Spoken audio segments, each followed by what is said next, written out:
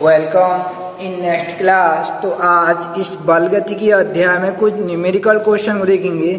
जैसे आपको प्रश्न दिखाई दे रहा है कि निम्न अभिक्रियाओं के वेग व्यंजकों से इनकी अभिक्रिया की कोटि व वेग स्थिरांक की इकाई ज्ञात कीजिए।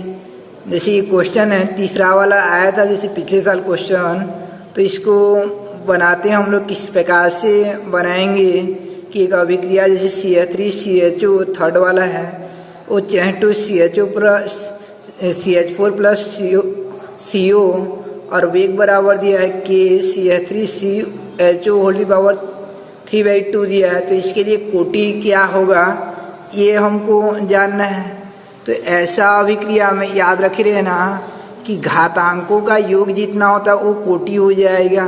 तो जैसे आपका 3/2 दिया है और साइड में कुछ नहीं दिया है तो कोटि 3/2 हो जाएगा। तो तीसरा वाला कोटि 3/2 हो जाएगा। जैसे पहला वाला आपका NO2 का घात दिया आपका 2 दिया है तो कोटि 2 हो जाएगा। दूसरा वाला दिया आपका कि H2O का घात 1 दिया है, H2O2 का घात 1 और I माइनस का घात 1 कुछ नहीं रहता तो 1 तो 1 का घातों का योग कुल 2 हो जाएगा। तो कोटि 2 हो जाएगा। तो इस प्रकार आपको कोटि निकालना आ जाएगा कि घातांकों का योग ही क्या होता है, आपका कोटि होता है, जो द्वि समीकरण में दिया रहेगा। अब इसका इकाई कैसे ज्ञात करेंगे, यानी मात्रक कैसे ज्ञात करेंगे उसको देखते हैं। तो मात्रक को कैसे ज्ञात करेंगे इसको निकालना है हमको। तो मात्रक को कैसे ज्ञात करें कि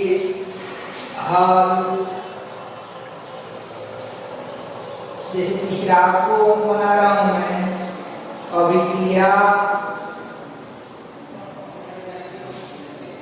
CH3 CH2 CH2 CH4 plus CO ये अभिक्रिया दिया गया है। तो अभिक्रिया के लिए दर्नियम समीकरण दिया है। दर्नियम समीकरण dx/dt बराबर दिया आपका K CH3 CH2 तो घात 3/2 दिया है, इसलिए कोटि बराबर हो जाएगा आपका, कोटि बराबर हो जाएगा 3/2 हो जाएगा, कोटि बराबर 3/2 हो जाएगा। अब हमको ये दर स्थिरांक K का मात्रक को याद करना है। दर स्थिरांक K का मात्रक को याद करना है तो इसको समीकरण 1 कर दिए रहते हैं। K को एक साइड रखेंगे और बाकी को इस साइड ले आएंगे तो समीकरण 1 से मिल जाएगा, यानी दर स्थिरांक K बराबर हो जाता है, इधर पक्षांतर करते हैं तो dx/dt बटे ये हो जाएगा आपका CH3 CH2 होल पावर 3/2, यानी जिसका मात्रक ज्ञात करना रहता है उसको एक साइड का शेष को पक्षांतर कर देते हैं। तो K का मात्रक ज्ञात करना है इसलिए इसको रखे रहेंगे, शेष को जो है लेफ्ट हैंड साइड ले आते हैं। देन यहाँ से मिल जाएगा आपको K बराबर मिल जाएगा dx/dt दर है और अभिक्रिया की दर का मात्रक होता है मोल लीटर इनवर्स और सेकेंड इनवर्स होता है, mole litre inverse second inverse हो जाता है। और ये CH3 CH2 जो है आपका ये सांद्रता का मात्रक मोल लीटर इनवर्स होता है, यानी मोल लीटर इनवर्स हो जाता है। और पूरे का घात 3/2 हो जाएगा क्योंकि सांद्रता का घात 3/2 है। तो अब आगे जो है इनको हल करेंगे तो K बराबर हो जाएगा आपका, यानी K बराबर हो जाता है mole litre inverse second inverse और ये 3/2 को गुणा कर देते हैं इसके साथ, मोल का घात 3/2 और लीटर का घात 3/2 हो जाएगा। देन यहाँ से मिल जाएगा आपको मोल लीटर इनवर्स और नीचे में हो जाएगा आपका मोल का घात 3/2 हो जाएगा। मोल का घात 3/2 हो जाएगा। और सेकंड का घात ऋण 1 था, सेकंड का घात ऋण 1। अब यहाँ से मिल जाएगा आपका कि मोल और मोल को 1 में लेंगे तो घातांक नियम से मोल का घात 1 और मोल का घात 3/2 घाटी के रूप में है, तो 1 का घात m माइनस 1 का घात m बटे 1 का घात n बराबर 1 का घात m माइनस n होता है। तो मोल का घात ऋण 1 का घात मोल का घात ऋण 1 माइनस 3/2 हो जाएगा। अब ये लीटर का घात हो जाएगा, लीटर का घात ऋण 1 अब ये ऊपर जाएगा तो धन 3/2 हो जाएगा। घातांक नियम से जो है ऋण धन हो जाएगा और सेकंड इनवर्स हो जाता है। सेकंड इनवर्स तो के का मात्रक हो जाएगा आपका मोल हो जाएगा। मोल का घात 1 में 3/2 को घटाएंगे तो ये हो जाएगा आपका ऋण 1/2, 2 में 3/2 बनेगा ऋण 1/2। और ये लीटर 3/2 में 1 घट जाएगा, 2 कम 2 ऋण 2 धन 3 है, 1/2 हो जाएगा और सेकंड इनवर्स हो जाएगा। और सेकंड इनवर्स तो ये गरिष्ठ्यांक का मात्रक हो जाता है। गरिष्ठ्यांक का मात्रक ज्ञात करने के लिए क्या करते हैं, के को एक साइड रख देंगे और शेष को पक्षांतर कर देते हैं। अब ये dx/dt अभिक्रिया का वेग होता है, उसका मात्रक mole litre inverse second inverse होता है। सांद्रता का मात्रक जो है मोल लीटर इनवर्स हो जाता है। आप इसको हल करते जाना घातांक के नियम से तो आपको मात्रक मिल जाएगा मोल का घात ऋण 1/2, लीटर का घात 1/2 और सेकंड का घात 1/2 इस प्रकार से हो जाते हैं। तो ये था आपका अभिक्रिया के लिए, यानी अभिक्रिया का आंसर कितना आया, मोल का घात ऋण 1/2, लीटर का घात 1/2 और सेकंड इनवर्स। तो ये पहला वाला जो क्वेश्चन बनाए थे हम, सॉरी तीसरा वाला, उसका आंसर आपको दिखाई दे रहा है लीटर का घात 1/2, धन में लीटर का घात 1/2 यानी क्रम कुछ भी रहेगा, मोल का घात ऋण 1/2 और सेकंड का घात ऋण 1/2, तो ये आंसर हो जाता है। तो इस प्रकार से आपको बनाना है। अब देखते हैं कुछ नया क्वेश्चन जो है, जैसे क्वेश्चन नंबर 2 है आपका कि एक अभिक्रिया, यानी प्रश्न क्रमांक 2 है। तो एक अभिक्रिया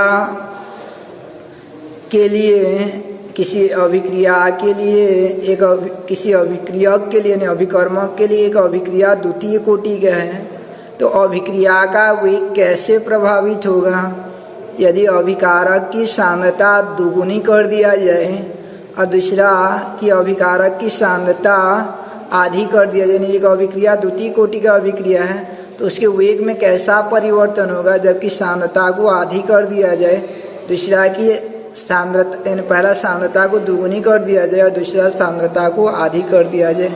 तो ये क्वेश्चन को कैसे बनाएंगे हम लोग, ये क्वेश्चन को देखते हैं कैसे हल करेंगे। तो इस प्रश्न को कैसे बनाया जाए, एक अभिक्रिया द्वितीय कोटि का अभिक्रिया है तो उसके लिए एक अभिक्रिया द्वितीय कोटि का है तो उसके लिए वेग अभिक्रिया का दर कैसे प्रभावित होगा जबकि एक अभिकारक की सांद्रता को दोगुनी कर दिया और माना कि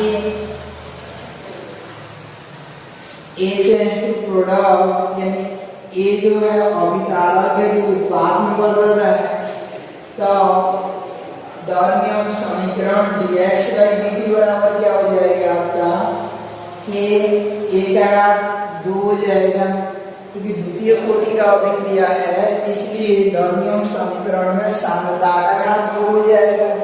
घात 2 क्यों डाले क्योंकि द्वितीय कोटि का अभिक्रिया है, इसलिए अभिकारक की सांद्रता का घात 2 हो जाता है। देन यहाँ से मिल जाएगा। अब शर्त लगाते हैं, पहला बोला गया है कि जब अभिकारक की सांद्रता दोगुनी कर दिया जाए, पहला शर्त जब A की सांद्रता दोगुनी हो, A की सांद्रता दोगुनी हो तो अभिक्रिया की दर में क्या प्रभाव पड़ेगा, तो की सांद्रता दोगुनी हो ए बराबर 2a हो जाएगा। तो अभिक्रिया का नया वेग dx डैश बाई dt है, नया वेग को डैश से दर्शा देते हैं। ओके, अब a की जगह 2a रखते हैं तो सांद्रता दोगुनी कर दिया जाता है। तो dx डैश बाई dt बराबर हो जाएगा आपका k, और 2 का घात 2 को बाहर निकालेंगे, 2 का घात 2 बराबर कितना हो जाएगा आपका 4, और a स्क्वायर हो जाएगा। और dx डैश बाई dt बराबर 4, और इतना को लिख सकते हैं हम लोग कि k इंटू ए स्क्वायर बराबर है आपका dx बाई dt।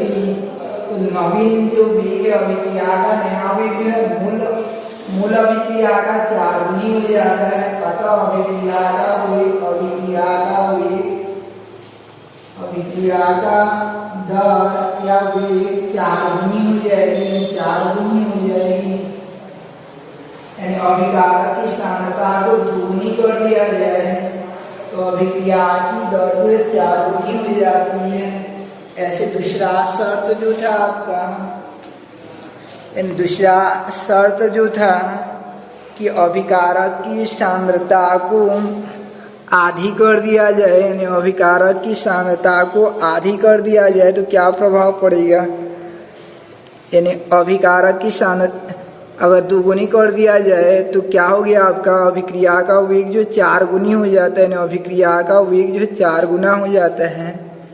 और अभिकारक की सांद्रता को आधी कर दिया जाए तो 1/2 रखेंगे तो 1/2 का 2 यानी 1/4 गुनी हो जाएगा। तो इस प्रकार से ये था आपका क्वेश्चन। तो इस बेस पर क्वेश्चन को अच्छे से तरीके से देखे रहना आप। इसके बाद नया क्वेश्चन देखते हैं हम लोग कि जैसे ऐसा प्रश्न दिया रहेगा आपको कि इस प्रकार का प्रश्न दिया रहेगा, जैसे क्वेश्चन नंबर 13 की नीचे प्रथम कोटि की अभिक्रियाओं का दर स्थिरांक या वेग स्थिरांक दे दिया गया है। वेग स्थिरांक के दिया है तो अर्ध आयुकाल की गणना करना है। तो पहला दिया 200 सेकेंड इनवर्स और 2 मिनट इनवर्स, दूसरा 4 ईयर इनवर्स दिया है। ये क्वेश्चन भी आया था एक साल। तो ऐसे प्रश्न को कैसे बनाया जाए, तो इसमें मात्रक जो दिया रहता है उसी मात्रक में निकालना रहता है, मात्रक को चेंज नहीं करेंगे। तो जैसे 200 सेकेंड इनवर्स दिया है तो के का मान दिया है और के का मान दिया है तो टी हाफ की वैल्यू को निकालना है। तो ये क्वेश्चन के लिए क्या करेंगे हम लोग कि टी हाफ और के वाला क्वेश्चन का रिलेशन को लाएंगे। जैसे प्रश्न को बनाने के लिए हल आपका दिया है के बराबर दिया है, के बराबर दिया है 200 सेकेंड इनवर्स दिया है, सेकेंड इनवर्स दिया है। तो क्योंकि सेकेंड इनवर्स एक प्रथम कोटि की अभिक्रिया के लिए दर स्थिरांक का मात्रक है, इसलिए प्रथम कोटि की अभिक्रिया के लिए दर स्थिरांक और अर्ध आयुकाल का संबंध को लाएंगे। तो प्रथम कोटि की अभिक्रिया के लिए अर्ध आयुकाल टी हाफ बराबर हो जाएगा 0.693 इसको लेंगे। प्रथम कोटि की अभिक्रिया के लिए अर्ध आयुकाल बराबर 0.693 के हो जाता है, इसलिए टी हाफ बराबर 0.693 का वैल्यू 200 डाल देते हैं। अब भाग देंगे तो पहले ये 693/200 गुना 1000 कर देते हैं। अब इसको 2 से भाग देंगे, 2 से भाग देंगे तो 2 किया 6, 2 तो 8 और 2 किया 6, 2 तो 8 एक बचेगा और 347.5 होगा। और इसका 2 0 और इसका 3 0, दशमलव यहाँ किसका जाएगा, दशमलव यहाँ आ जाएगा। तो कितना हो जाएगा 0.00347 और जो मात्रक दिया रहा था वही आएगा, सेकेंड इनवर्स मात्रक दिया तो 10 केवल सेकेंड में आएगा, क्योंकि समय है और आयुकाल।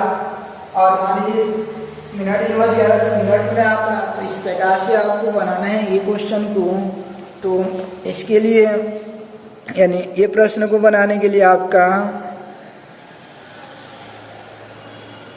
पहले जो दिया रहेगा यानी क्वेश्चन में जो दिया रहेगा उसको ले जाना है और उसके आधार पर टी हाफ का सूत्र लगा देना और उसमें वैल्यू को डाल देना। तो इस प्रकार से आपका आंसर आ जाएगा। अब यहाँ पे 6 आएगा, 2 चीज 12 हो जाएगा, तो 6 हो जाएगा, ये 4 6 5 हो जाएगा। तो ये था आपका न्यूमेरिकल क्वेश्चन कुछ जो है।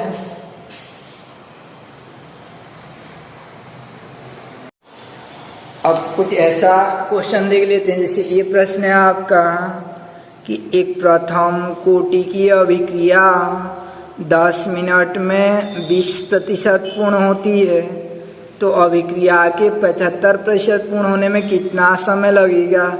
10 मिनट में 20% पूर्ण हो जाती है, प्रथम कोटि का अभिक्रिया है, तो 75% पूर्ण होने में कितना समय लगेगा उसका गणना करना है। तो ऐसा प्रश्न बनाने के लिए पहले दर स्थिरांक के को निकालते हैं और दर स्थिरांक के निकालेंगे और फिर जो है जितना % बोला रहता है उसको निकाला जाता है।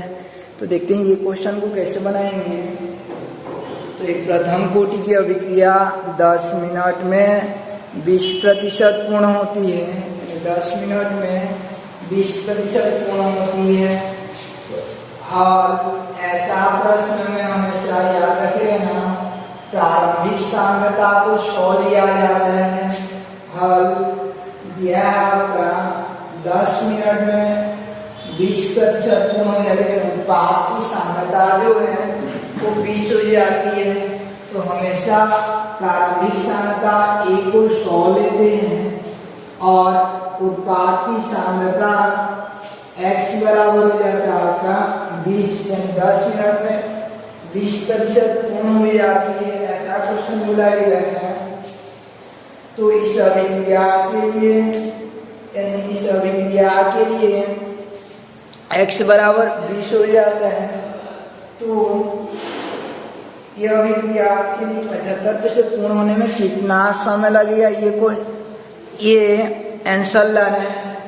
तो A बराबर 100, X बराबर 20 कप, जबकि T बराबर 10 मिनट हो, T बराबर 10 मिनट हो, तो ऐसा रहता है। और क्योंकि प्रथम कोटि की अभिक्रिया के लिए प्रथम कोटि की अभिक्रिया के लिए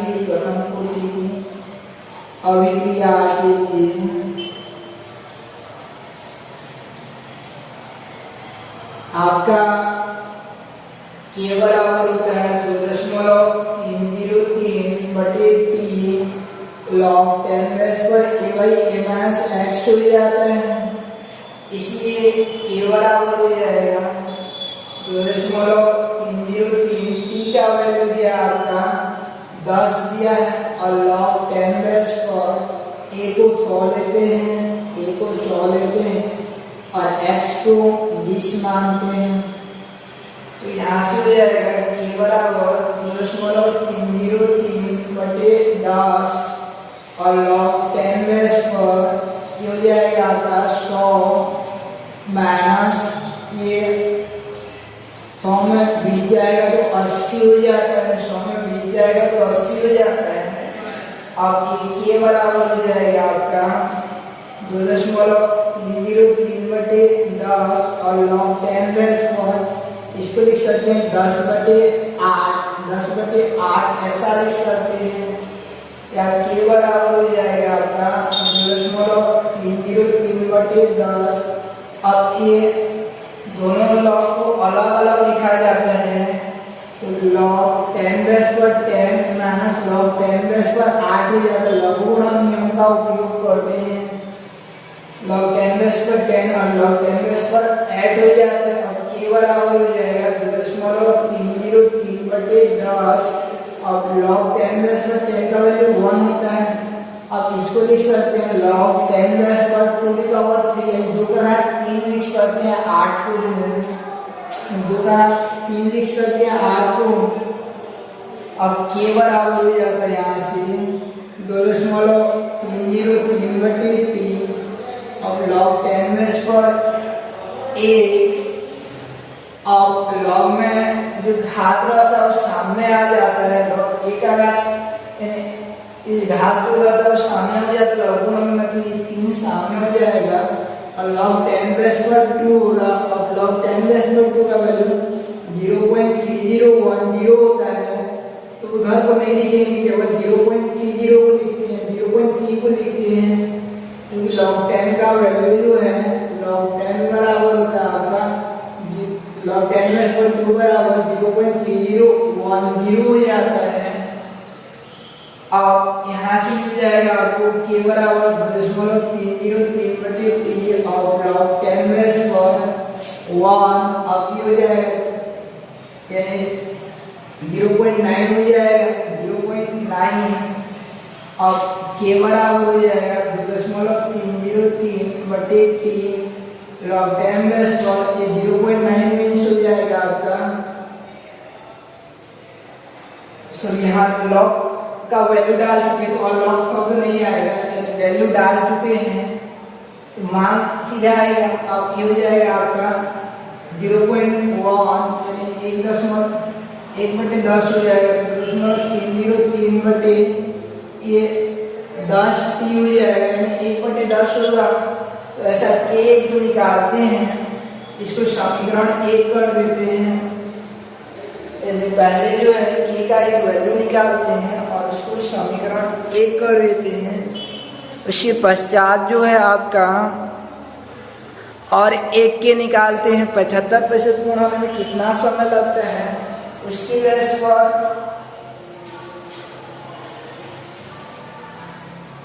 ये t का मान यहाँ 10 था आपका, t का मान जो है 10 था तो ये हो जाएगा आपका 1/10, ये 1/10 और ये 10 गुणा आपका 100 हो जाएगा। t का मान 10 था यहाँ पे। अब लिखते हैं माना कि 75% पूर्ण होने में 75% पूर्ण होने में लगा समय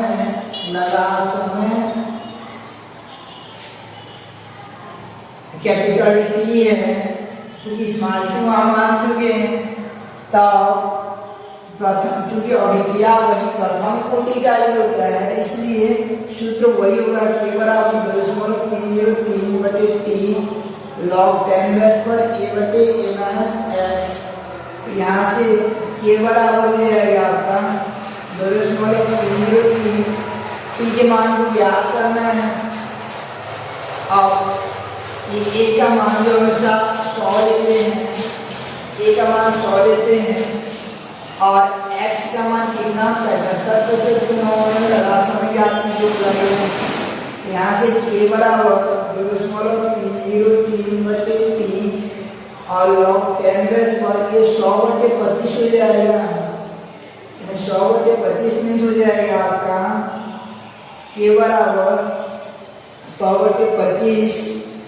अब ये 2.303/t अब log 10 पर ये 4 हो जाएगा और 4 को लिख सकते हैं 2 का घात 2 लिख सकते हैं, 4 को लिख सकते हैं 2 का घात 2। अब ये 2 सामने आ जाएगा तो k बराबर 2 गुणा 2.303/t। अब log 10 पर 2 का मान 0.3 डाले हैं, 0.3 डालते हैं, log 10 पर 2 का वैल्यू है। अब इसको समीकरण 2 कर देते हैं, समीकरण 2 कर देते हैं। अब समीकरण 1 व 2 का बायां पक्ष बराबर है तो दायां पक्ष भी बराबर ले जाते हैं, दायां पक्ष भी बराबर ले जाते हैं। तो दायां पक्ष हम बराबर करेंगे तो इसी स्थिति में मिल जाता है आपको कि इसी स्थिति में मिल जाएगा समीकरण 1 व 2 से, समीकरण 1 व 2 से मिलेगा आपको 2.303/100 बराबर इधर आएगा आपका 2 गुणा 2.303/t गुणा 0.3।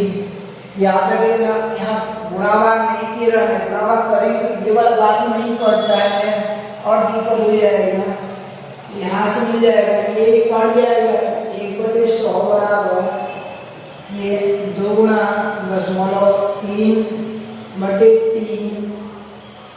अब जब गुणा करते हैं तो टी बराबर हो जाएगा आपका, टी बराबर हो जाएगा, इसको इधर ले जाते हैं 2 गुणा 100 गुणा 10.3 हो जाएगा। अब गुणा करते हैं तो 10 के बटे 10 हो जाएगी, तो 0 कट जाएगा, 10 या 3 दूनी 60, यानी लगभग आपका 60 मिनट लग जाएगा। अतः आपका 75% पूर्ण होने में 75% पूर्ण होने में 60 मिनट लगेगा, 60 मिनट लगता है। तो यह आपका उत्तर हो जाता है कि ऐसे प्रश्न को कैसे बनाया जाता है। तो इस प्रश्न को बनाने के लिए पहले एक के ज्ञात करते हैं जो दिया गया मान रहता है उसके आधार पर, और एक दूसरा वाला के समय को टी मानते हैं, और उसके लिए फिर जो है और एक के निकालते हैं और दोनों को बराबर करके वहाँ से समय को ज्ञात कर लेते हैं। कभी कभी ऐसा क्वेश्चन भी आ रहा था जैसे 10 मिनट में 20% पूर्ण होता है तो अर्ध आयु काल ज्ञात कीजिए, ऐसा बोला रहता है। तो उस समय अर्ध आयु काल के लिए 75 की जगह 50% पूर्ण होने में लगा समय ज्ञात करते, या टी हाफ को ज्ञात करते, यानी टी हाफ वाला सूत्र रख के वहाँ से यानी मान को निकालते हैं। तो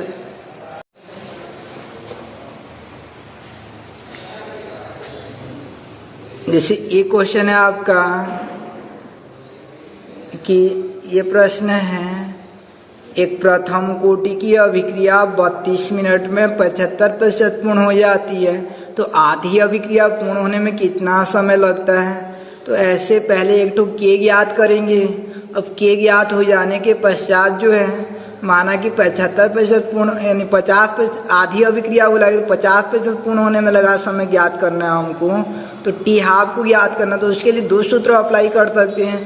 पहला जैसा पहले बताया गया वैसा कर सकते हो, या डायरेक्ट टी हाफ बराबर 10.63 बटे के उस सूत्र की सहायता से के मान को डालकर बना सकते हो। तो ये प्रश्न को आप बनाना। उसके बाद हम लोग कुछ एक और क्वेश्चन को देखते हैं। जैसे ये प्रश्न बोला गया है कि ये प्रश्न बोला गया है दर्शाइए कि एक प्रथम कोटि की अभिक्रिया 3/4 पूर्ण होने में लगा समय अर्ध आयु काल में लगे समय का दुगुना होता है। 3/4 पूर्ण होने में लगा समय, 3/4 का अर्थ होता है 75% पूर्ण होने में लगा समय, उसको 75 भी बोल सकता है। तो अर्ध आयु काल के लिए जितना समय लगता है उसका दुगुना समय लगता है, ऐसा बोलता है। 75% पूर्ण होने में लगा समय अर्ध आयु काल का दुगुना लगता है। इसको सिद्ध कीजिए या ज्ञात कीजिए बोलता है प्रथम कोटि की अभिक्रिया के लिए। तो देखते हैं ये प्रश्न को कैसे बनाएंगे। तो ये प्रश्न को कैसे बनाया जाए। 75% पूर्ण होने में लगा समय को हम लोग या 3/4 लेते हैं, और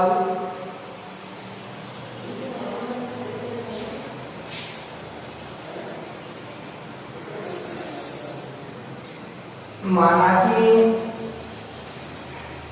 3/4 पूर्ण होने में लगा समय, पूर्ण होने में लगा समय टी 3/4 है। तो ये सूत्र का अप्लाई कर दें तो ये बराबर 0.303 बटे टी। अब टी की लगा लेते हैं हम लोग 3/4 या पहले सूत्र ले जाते हैं बटे टी log 10 पर a बटे a माइनस x से ये बराबर हो जाएगा आपका 2.303 और टी की जगह टी 3/4 लेते हैं, और log 10 पर a को हमेशा 100 लिया जाता है, और 100 x को लेंगे हम 3/4 में होता आपका 75% पूर्ण होने में लगा समय। तो x बराबर 3/4 हो जाएगा, यहाँ से k निकल जाएगा। तो 2.303 बटे टी 3/4 और log 10 पर ये 100/25 हो जाएगा, यानी log 4 हो जाएगा। अब k बराबर log 4 को लिख सकते हैं 2 का घात 2, तो 2.303/t 3/4, और ये log 10 पर 2 हो जाएगा। अभी 2 सामने आ जाते हैं, तो k बराबर हो जाएगा 2 गुना 2.303/t 3/4 और log 10 पर 2। इसको समीकरण 1 कर देते हैं। और एक ऐसा ही समीकरण निकालते हैं 50% पूर्ण होने में लगा समय। अब माना कि 50% पूर्ण होने में लगा समय 1/2 आधा पूर्ण होने में लगा समय, पूर्ण होने में लगा समय आपका t 1/2 है। तब k बराबर 2.303/t की जगह t 1/2 लेंगे तो log 10 पर 1 की जगह 100 और x की जगह 50 लेते हैं, आधा में 50% पूर्ण होता है। यहाँ से एक k मिल जाएगा आपको 2.303/t हाफ, और ये log 10 पर हो जाएगा 100/50, यानी log k बराबर हो जाएगा आपका 2.303/t हाफ, और log 10 पर 2 हो जाएगा। इसको समीकरण 2 कर देते हैं। अब समीकरण 1 व 2 का बायां पक्ष से बराबर है, तो दायां पक्ष में बराबर करते हैं। समीकरण 1 व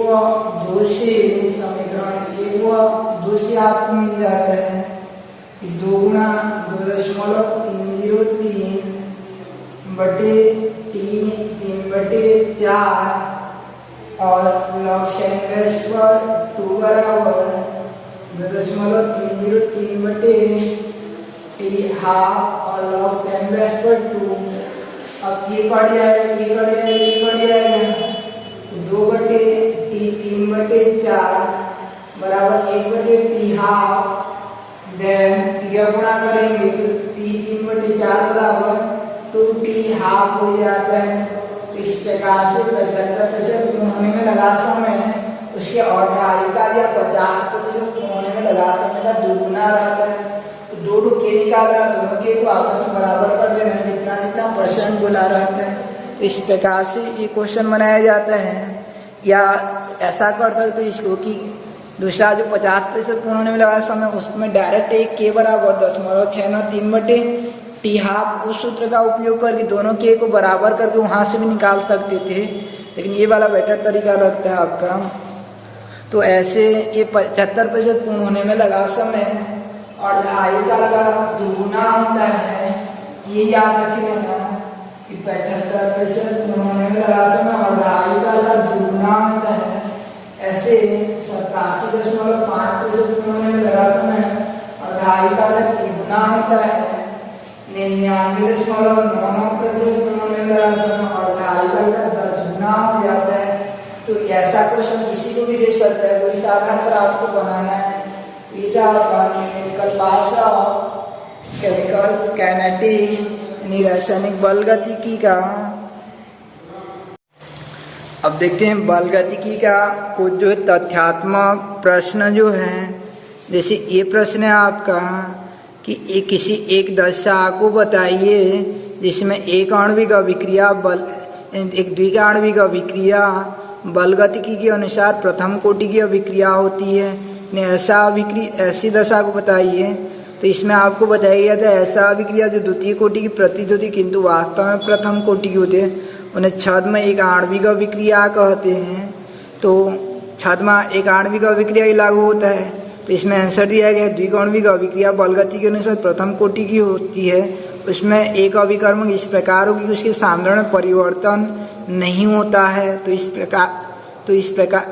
प्रकार के अभिकारक सम्मिलित नहीं होता है। तो द्विआण्विक अभिक्रिया प्रथम कोटि की होती है। यानी कहने का अर्थ है कि एक ऐसा अभिकारक का चयन करना पड़ता है जो अधिक मात्रा में हुआ, यानी उसकी सांद्रता परिवर्तन नहीं के बराबर हो, तब की स्थिति में द्वितीय कोटि प्रथम कोटि क्या होगा।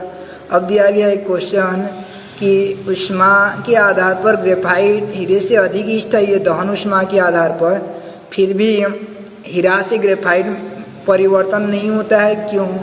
यानी ग्रेफाइट हीरे की तुलना में अधिक स्थायी होता है, यानी ग्रेफाइट ज़्यादा स्थायी है, फिर भी हीरा जो ग्रेफाइट में परिवर्तित नहीं होता है, क्यों? तो इसका आंसर रहता है कि ग्रेफाइट से हीरे में बदलने की, यानी हीरा से ग्रेफाइट में बदलने की सक्रियण ऊर्जा बहुत ज़्यादा रहता है। उसके बाद एक द्वितीय कोटि की अभिक्रिया के लिए अर्धायु काल उसकी प्रारंभिक सांद्रण का व्युत्क्रमानुपाती होता है अथवा नहीं, इसको बताया गया। तो ये द्वितीय कोटि के लिए निकाल कर ट्राई किया रहना, जैसे dx/dt समानुपाती a-x2 के आधार पर निकलेगा कि किसके व्युत्क्रमानुपाती होता है। तो अभिकारक की सांद्रता की व्युत्क्रमानुपाती होता है, वहाँ पे मिलेगा आपको। अब स्पष्ट कीजिए कि तृतीय कोटि की अभिक्रिया या उससे उच्च कोटि की अभिक्रिया संभव नहीं होती है। तृतीय कोटि से उच्च कोटि की अभिक्रिया संभव नहीं होती है। तो तृतीय कोटि से उच्च कोटि की अभिक्रिया संभव नहीं होती है क्योंकि 3 से अधिक अणुओं का एक साथ टकराना बहुत संभावना नहीं होती, यानी 3 से अधिक अणु आपस में नहीं टकरा सकते हैं। उसके बाद एक क्वेश्चन दिया आपका, जैसे ये प्रश्न है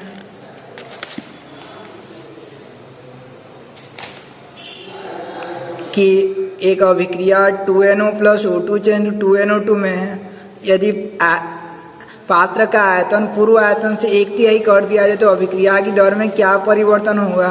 तो आयतन को 1/3 कर दिया जाता है, का अर्थ होता है उसकी तनुता को 1/3 कर देना, यानी आयतन में तनुता होता है तो सांद्रता क्या हो जाएगा आपका, तिगुनी बढ़ जाएगा। तो सांद्रता तिगुनी बढ़ जाएगा तो उस आधार पर आपका अभिक्रिया का पहले दहन हम समीकरण बनाएंगे तो NO2 का घात 2 और O2 का घात 1 आता है।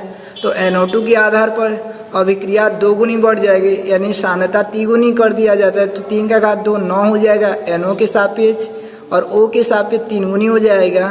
तो NO के सापेक्ष 9 और O2 के सापेक्ष 3, यानी 27 गुना बढ़ जाएगा। उसके बाद दिया आपका क्या, ये सक्रियण ऊर्जा क्या बेस पर क्वेश्चन है, उसको छोड़ो। उसके बाद जो है आपका एक क्वेश्चन दिया गया है कि प्रेशर कुकर चावल आलू आदि प्रेशर कुकर में जल्दी पक जाते हैं क्यों, या प्रेशर कुकर में ईंधन की बचत होती है क्यों। तो प्रेशर कुकर के अंदर का दबाव बहुत ज़्यादा रहता है, जिससे जल जो है गर्म अवस्था में अधिक रहता है, यानी जल जो जल्दी से उबल नहीं पाता है, यानी वाष्प रूप में परिवर्तित नहीं हो पाता है, गर्म अवस्था में अधिक रहता है, जिसके कारण जो है वहाँ यानी प्रेशर कुकर में जल्दी खाना पक जाता है।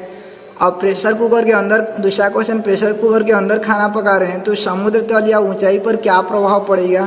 तो याद रखे रहे ना कि प्रेशर कुकर के अंदर का भाग जो बाह्य वातावरण से स्वतंत्र रहता है, इसलिए कहीं पर भी खाना पकाओ प्रेशर कुकर में समान पकेगा। इसके बाद एक क्वेश्चन है आपका कि स्पष्ट कीजिए कि लाल रंग की प्रकाश से होने वाला अभिक्रिया नीला रंग से अभिक्रिया से संभव हो जाएगा, लेकिन इसका विपरीत संभव नहीं होगा, ये बोला गया है।